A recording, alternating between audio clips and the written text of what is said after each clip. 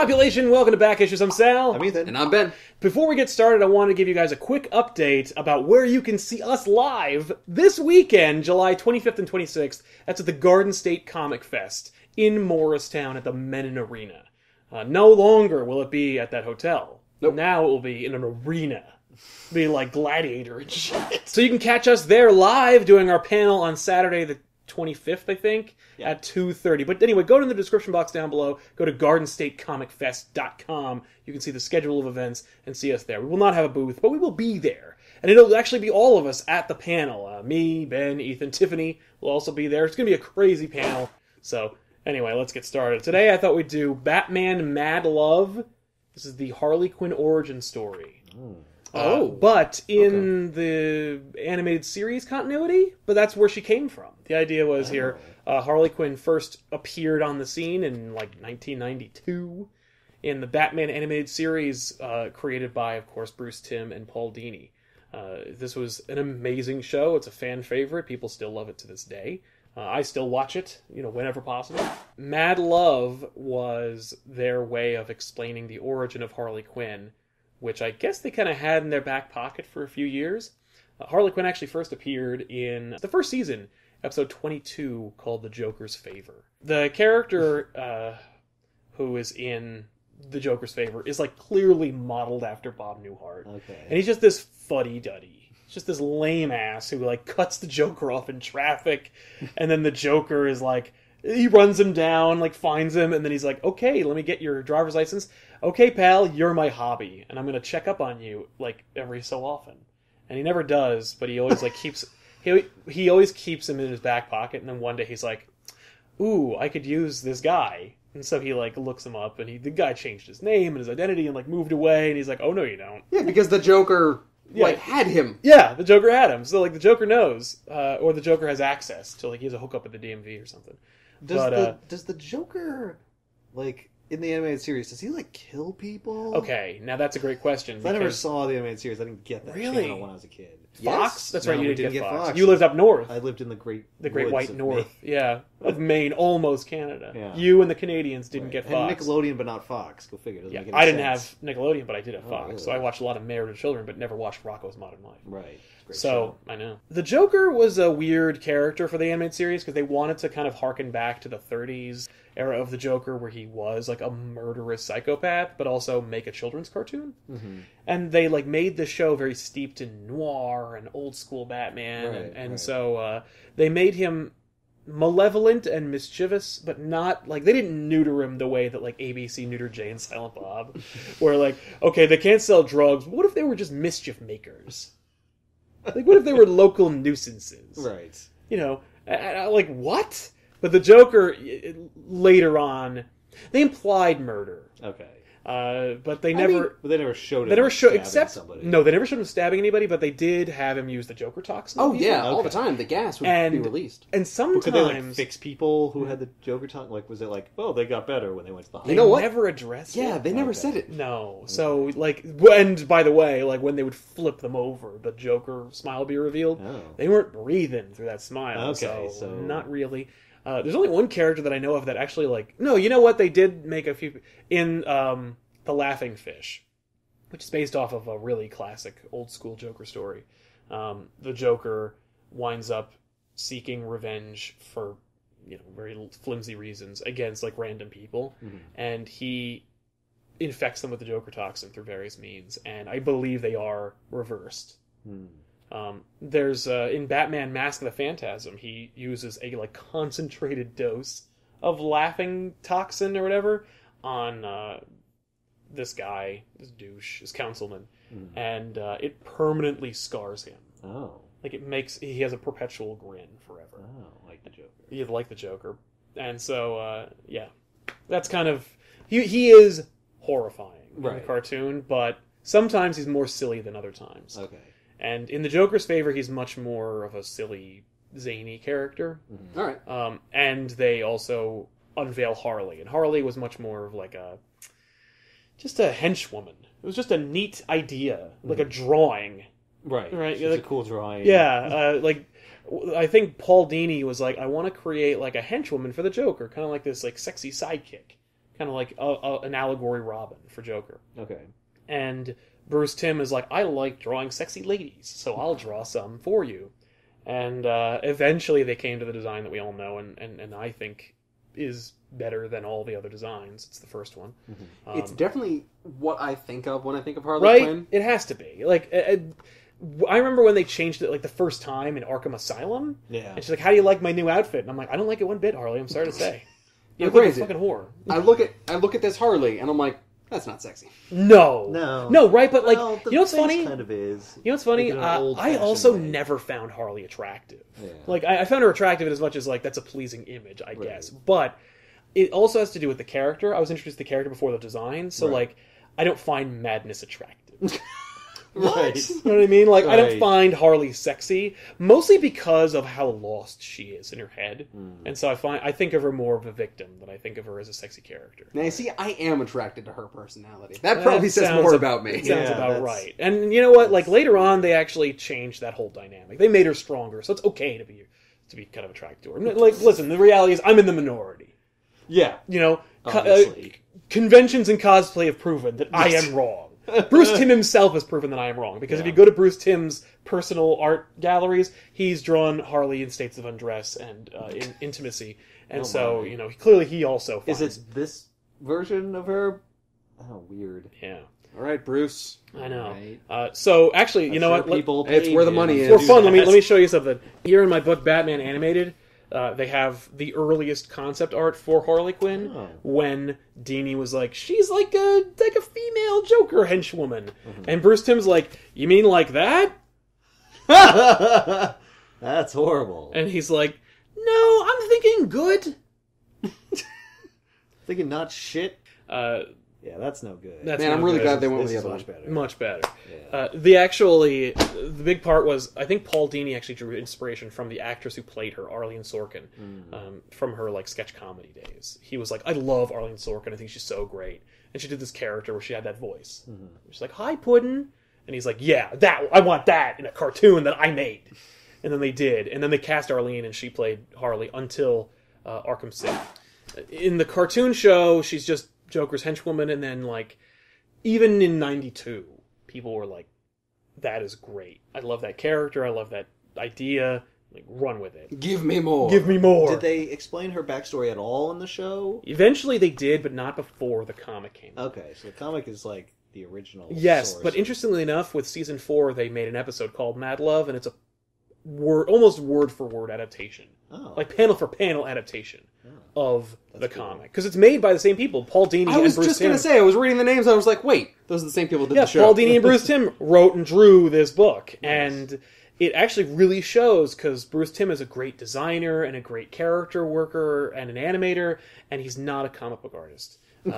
That said, like, the art's really great, and there are key moments. You'd say, like, depictions of a moment that are awesome, but panel to panel, it's a little sloppy. Okay. And it's an interesting blend of the old character designs with the new aesthetic.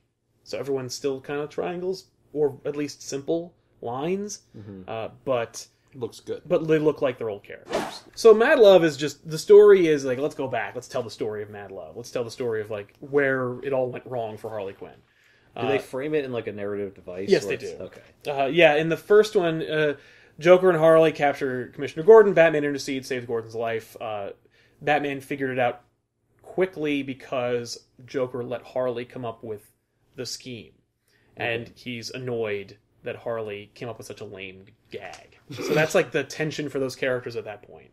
And then Batman goes back to the Batcave and he's talking to Alfred about like the emergence of Harley Quinn as a foe. And Alfred's like, wow, like that poor girl. And he's like, oh no, she's no poor girl. Like she's actually almost as dangerous as the Joker himself. You'll see, Alfred. Yeah, well he goes like, it wasn't always like this. And then does a fucking flashback where he explains that she was this... I think that the implication in the cartoon version was that she's a brilliant psychologist. In the comic, she's a halfway decent psychologist with delusions of grandeur, or at least with dreams of success. Okay. She was a like D student who slept with her professors to get better grades. And so when she graduated from university with her amazing grades, she got to go like do her work at wherever she wanted. She had her pick of the ticket, and she picked Arkham because of all the high-profile criminals. And she thought, like, I'll write a tell-all book and I'll make a mint off of these like characters. And That's a pretty good plan, actually. right? And so she's immediately drawn to the Joker, and the head, psychologist in charge is like, don't talk to him. Yeah. He's not gonna tell you anything, and it's not gonna end well for you. So she does. Actually, what happens is she goes back to her office, and there's a rose waiting for her, and a note that says, "Come see me sometime, Jay." And she goes to Joker, and she's like, "So what, do you want to explain to me how this rose got in my office?" And he's like, "I put it there." And you're like, oh. And Mark Hamill sells this in a really, really amazing way. In the only way that Mark Hamill can, because Mark Hamill is the Joker. Was this animated? Yeah, eventually they made an episode of this. Yeah. Oh, so they did man. like a shot-for-shot. Shot-for-shot recreation of this book. And it really does boil down to 22 minutes. That's why this book looks long but isn't, because the rest of it is backup stories that are also made by Bruce Timm and Paul Dini. Okay. That have like Entergen and Ra's al Ghul in them. Cool. They're cool, but who gives a shit? We're talking about Harley Quinn here. Yeah. Is this a mistake here where you see this professor? No, it's here a who it's a time clearly jump. Has like black hair, and then in this panel he has white hair. Oh yeah, no, it's total. Maybe she took his wig off. Oh, Maybe he had a toupee. He doesn't look like the same guy at all. His shirt's also a different color. Oh yeah. No, it's just that, if you're with a girl that's really insane, it just ages you. Yeah. quickly. Yeah, it ages you and changes. Yeah, the she's color like the of your shirt. Grail. Her kiss, like. Or he anyone. chose poorly. Maybe it's supposed to I'm not imply trying to she say did just it more women. than once. Although Right. it's her thesis. And she brought it to him. Yeah. Although I it see could what be you mean about the laziness. yeah. So Or the sloppiness. right. So she's got her plans, and she goes to visit Joker, and they're talking, and he's not really giving her up much, and he's trying to rattle her, and she's like, "Look, I'm a professional here. I know what's up." And so she keeps going to him and talking, and eventually he says something like, "My dad just beat me up pretty bad," and she's like, "What?" And then they wind up talking, and he tells the story about how when he was a kid, his dad was an asshole and beat on him a lot, and he was an alcoholic, and when the only time that he ever saw his dad happy was when he was at the circus.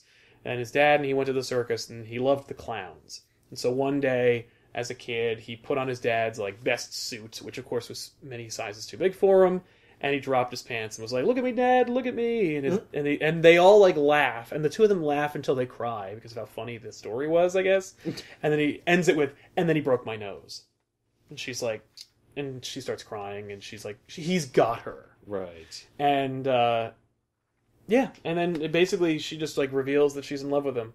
And it's funny because she's admitting that she's in love with him, and it looks like she's doing it to someone else, like she's explaining it to somebody. And then, you pull back, and it shows that she's in the psychiatrist's, or the patient's, chair, and he's in her chair. Yeah. And he's like, well, naturally, you would fall for someone who would bring you joy. You've stifled your amusement and creativity to get to where you are today. You're a dedicated career woman, and proving that he kind of gets her too, at least in her mind. And then one day, Batman beats the hell out of Joker, brings him to Arkham, and it was too much for her. And they pull Joker away from her, and then she runs to a local costume shop and makes her Harley Quinn costume, knocks out the teller, and then breaks the Joker out. And that's the first time that Harley and Joker work together. Okay. I was hoping she would go after Batman. Right. Well, so here's the thing. The present day story is Joker feels like he's really lame. He's like, I'm really reaching if I asked Harley for ideas. So what I need to do here is come up with a better plan.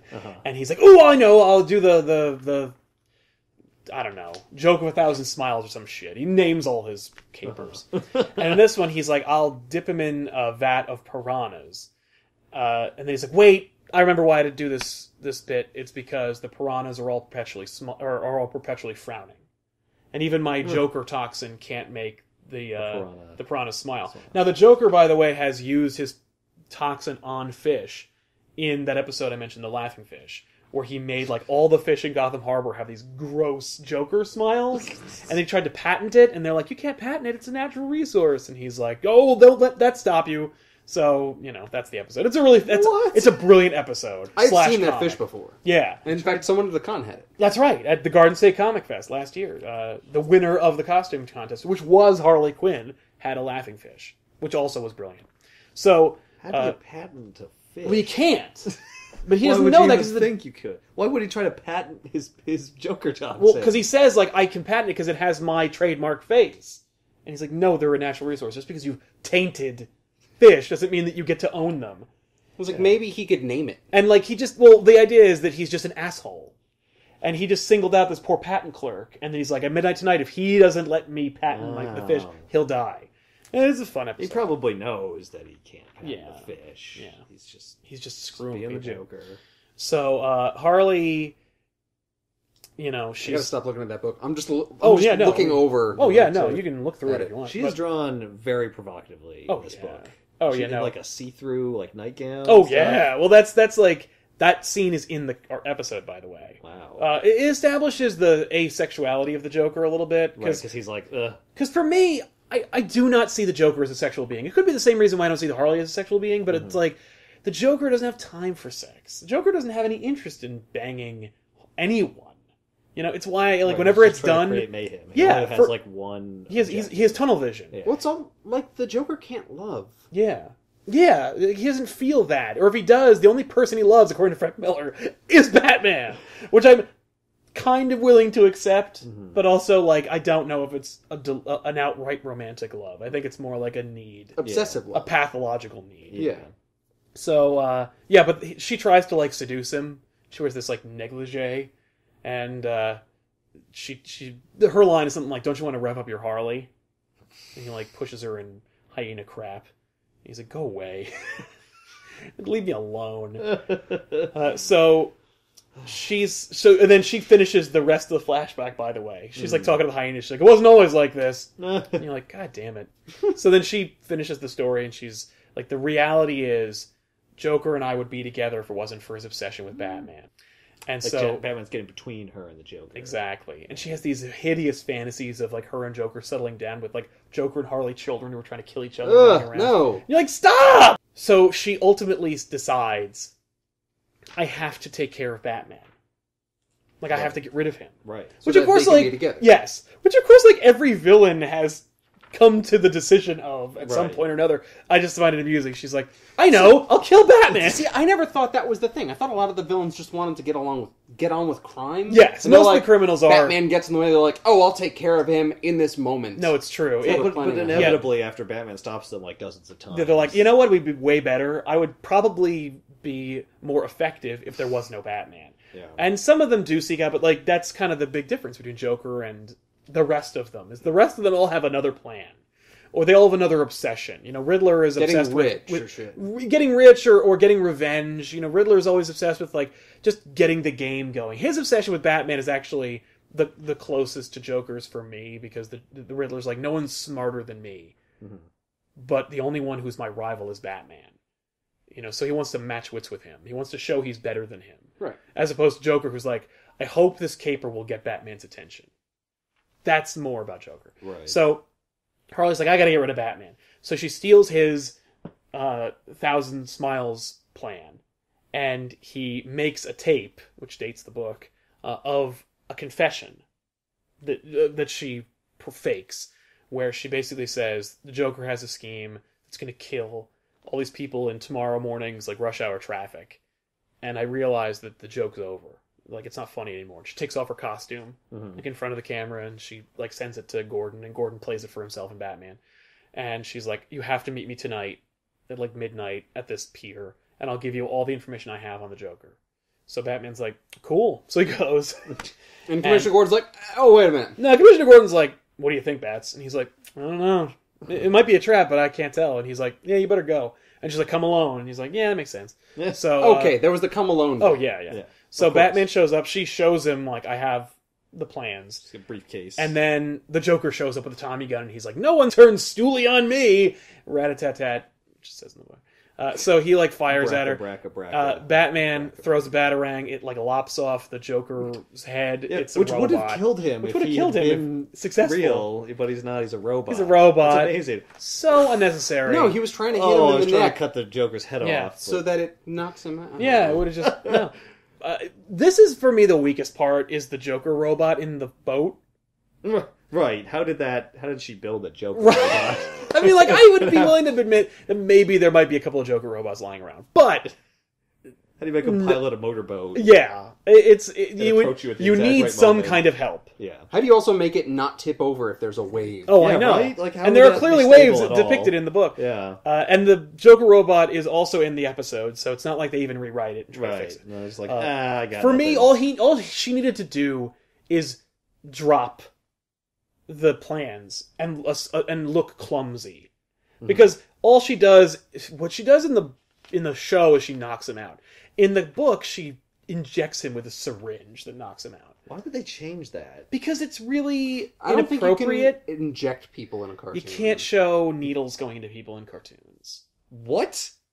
Well, especially in the Batman animated series. But that- there was a whole list of shit you couldn't That's see. ridiculous. Like- Like you get shots at the doctor. That's not like unwholesome. No, but if an evil person injects a person unwillingly, it's Right. kind of creepy. Also, it's made in the 90s where heroin was kind of really in vogue at the time, so could be, Could maybe you that. put roofies in somebody's drink in a show? They did do that.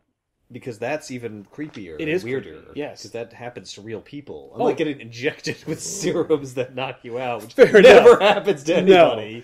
Anyway, Except for every the reason anesthesiologist why, ever. Right. the reason why she does this is because she needs to like maneuver with him, and so when he wakes up, he's upside down over a vat full of piranhas. Yeah, somehow she carried Batman. Yeah. Well, she says, like, I'm glad you were out for so long because it was a lot of hard work to get the chains right, to get your belt off, to get you upside down. To drag your body from the drag pier to where. Well, I assume that To also take your cowl off. Wait, why didn't I do that? because she doesn't care. She doesn't care about that.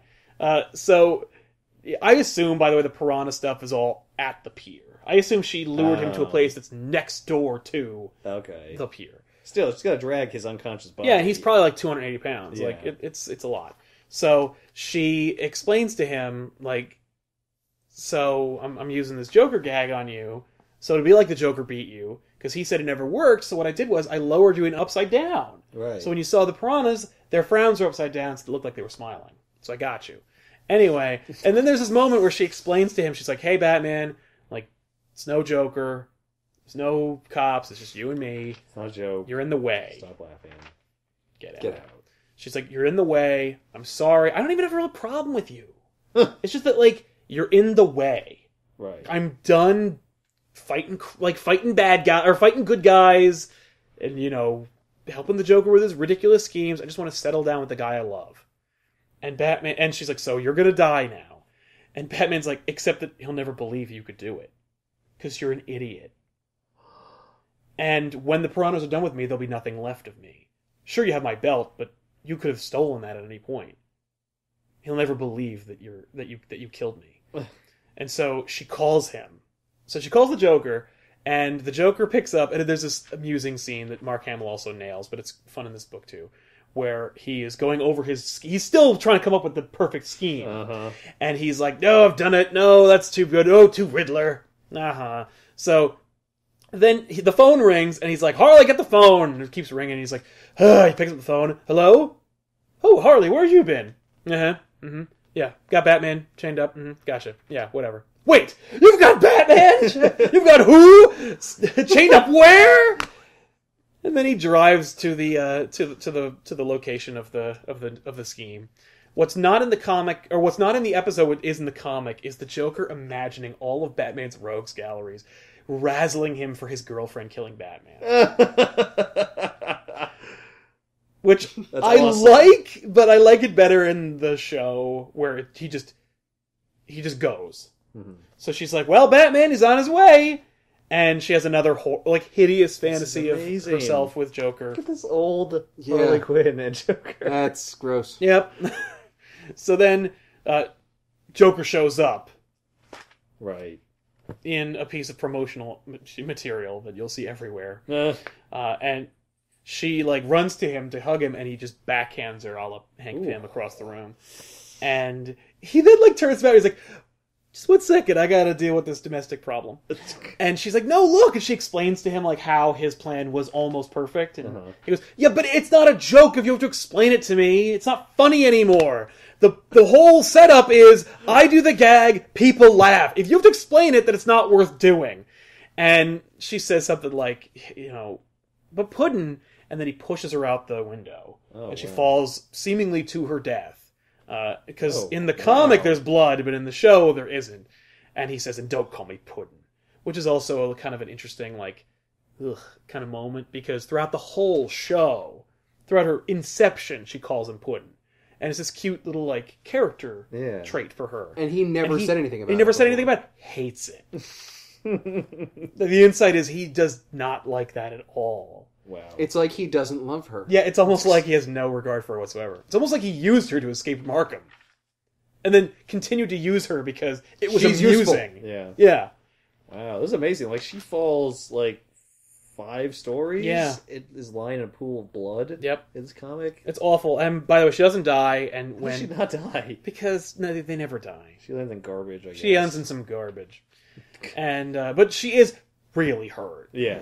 As if that's okay. But so then the Joker brings him down, and he's like, "Anyway, sorry about that. Women can't live with them, and sometimes you can push them out the window. Anyway, we'll see. We'll do this another time." And then he goes, "Wait a minute.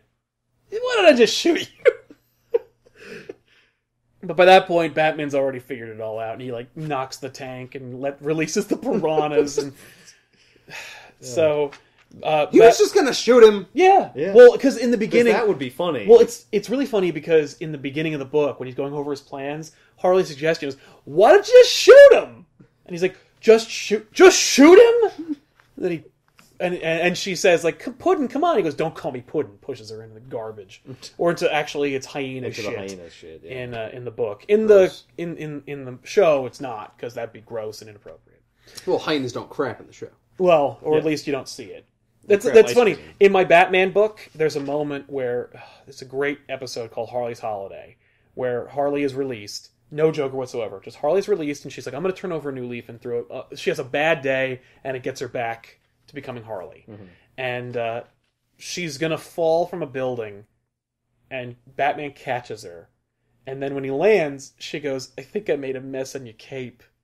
And in the book, it shows all these studio notes, and one of them is, when she says, "I made a mess on your cape," make sure to indicate she only barfed. I'm like, ew, right? And clearly, she's bent over his cape. It's only barf, right? For God's sake, you weirdo network people. Network notes are delightful to read. If you have a favorite show, there are some amazing notes. So anyway, Joker obviously escapes. Batman chases after him. Batman and Joker have a final confrontation on top of an elevated train. Ooh. And it's a cool scene. And it's amazing because Joker's like, "I gotcha," and Batman goes, "She almost got me. I was upside down. There was blood rushing to my head. I didn't have my belt. Piranhas. At least she came closer than you ever did. Puddin'." And then Joker's like, "Ah!" Yep, and just in a rage, they beat the hell out of each other. And then Batman ultimately just knocks him off the train, and Joker falls into a smokestack for the 900th time. And dies. But he never dies. The fact is, Joker always falls into a bottomless pit. Mm-hmm.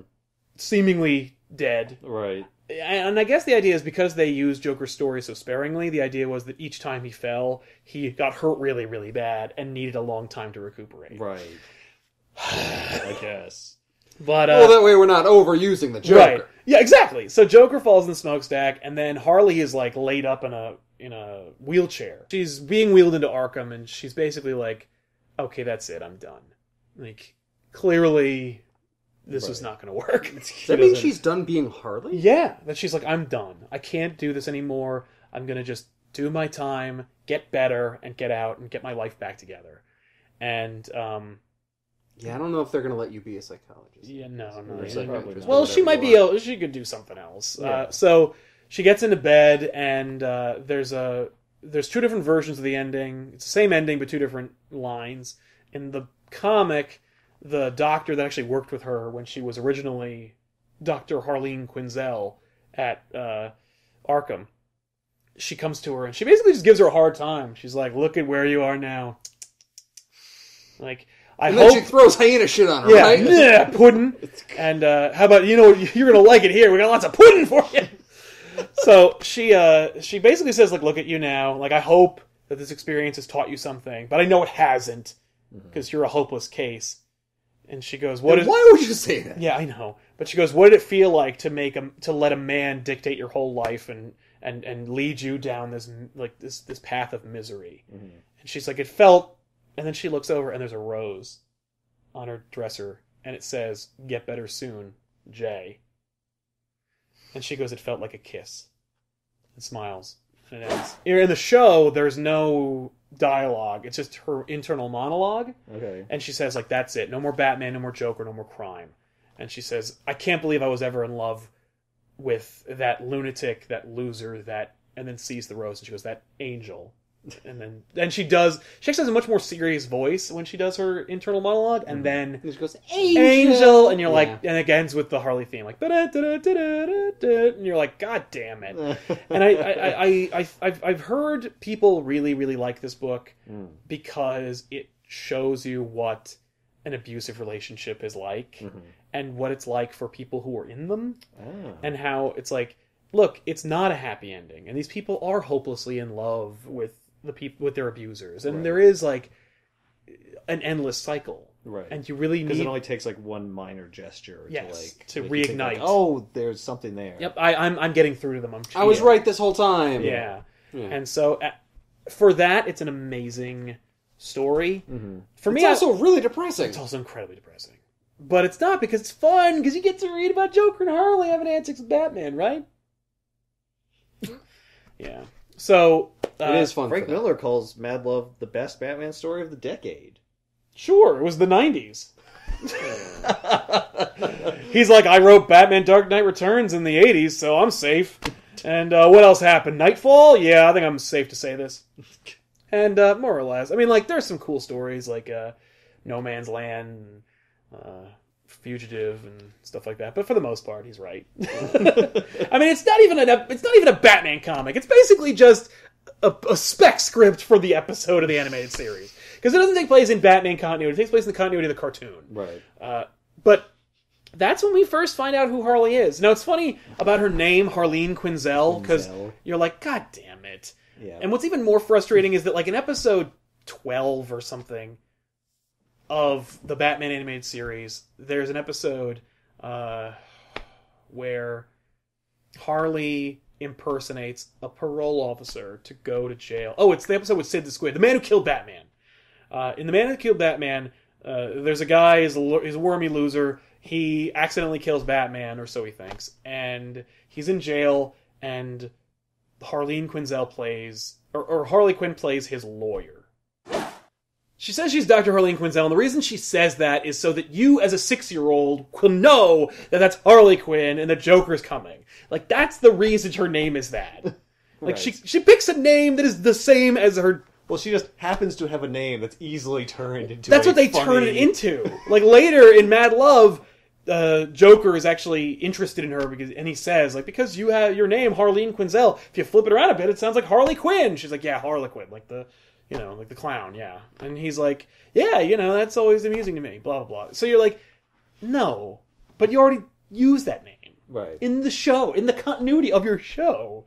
And it's a joke, it's a fake name. If the continuity of the show, or of Mad Love, is to be believed, then when she shows up in police headquarters and says to Bullock, my name is Harley Quinzel, he would have arrested her immediately. Right.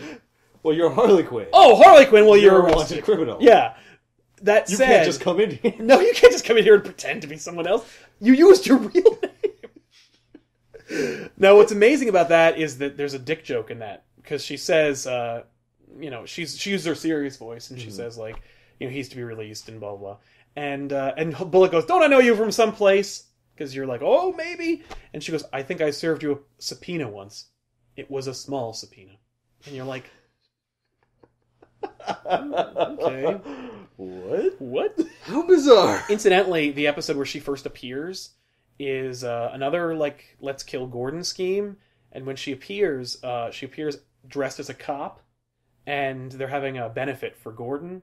And she blows this whistle, and she's like, "Hey, everybody!" She's using her Harley voice. Yeah, yeah. And Bullock's like, "Hey, woohoo!" Yeah, and like the people, cop, and Montoya's like, "Get the fuck out of here!" Like they're not gonna. They didn't hire a stripper to come to the show. And Bullock's like, "Maybe can someone please hire a stripper?" Yeah, please.